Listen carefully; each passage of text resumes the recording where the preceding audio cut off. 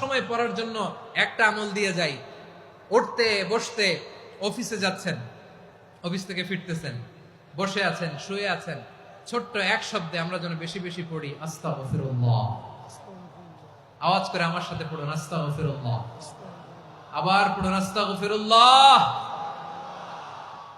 আল্লাহ রাসূল সাল্লাল্লাহু আলাইহি ওয়াসাল্লাম বলেন, মান লাজিমাল ইস্তিগফার, যে সব সময় এরকম ইস্তিগফারের সাথে লেগে থাকে, জাআলাল্লাহু লাহু মিন কুল্লি যিকিন মাখরাজা, আল্লাহ তাআলা তাকে কোনো বিপদে আটকান না, সে জীবনে আটকাবে না। যে কোনো বিপদে আল্লাহ তার রাস্তা বের করে দিবে। Way out, you will get a way out and solution.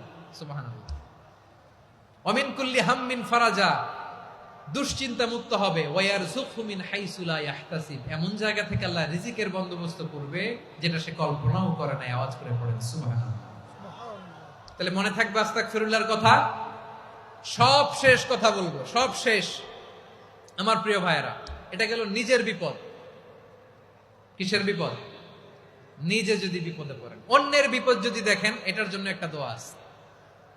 অনেক সময় আমরা দেখি হাসপাতালে ক্যান্সারের 3rd স্টেজে চলে গেছে, লোকটা হ্যাংলা হয়ে চিকন হয়ে হায়রে কি কষ্ট পায়, দেখি না? বিষ্ণু বলে একটা দোয়া যদি কেউ অন্যের কোনো বিপদ দেখে পড়ে, ওই বিপদ তার জীবনে কখনো আসবে না। শুনবেন? শোনার আগ্রহ আছে? অনেক সময় হয় যে আমরা মহাসড়ক দিয়ে যখন চড়ি, দুর্ঘটনায়, আইরে আল্লাহ, দুর্ঘটনায় মানুষের মাথা একদিকে, দেহ আরেকদিকে, ব্লিডিং, এরকম হয় না? আল্লাহ তুমি হেফাজত করো। বিশ্বনবী বলেন, এই দুর্ঘটনা দেখে কেউ যদি এই দোয়াটা পড়ে, তার জীবনে সে কোনোদিন এরকম অ্যাক্সিডেন্টের সম্মুখীন হবে না। শুনবেন? বিশ্বনবী বলেন, অন্যের বিপদ দেখে কেউ যদি পড়ে, আলহামদুলিল্লাহিল্লাযী আফানি মিম্মা বাতালাকা বিহি ওয়া ফাদ্দালানি আলা কাসীরিন মিম্মান খালাকা তাফদীলা, মানে প্রশংসা সে আল্লাহর, যে আল্লাহ তাআলা তোমাকে যেই জিনিস দিয়ে পরীক্ষা করেছে, আমাকে ওইটা থেকে বাঁচিয়ে দিয়েছে।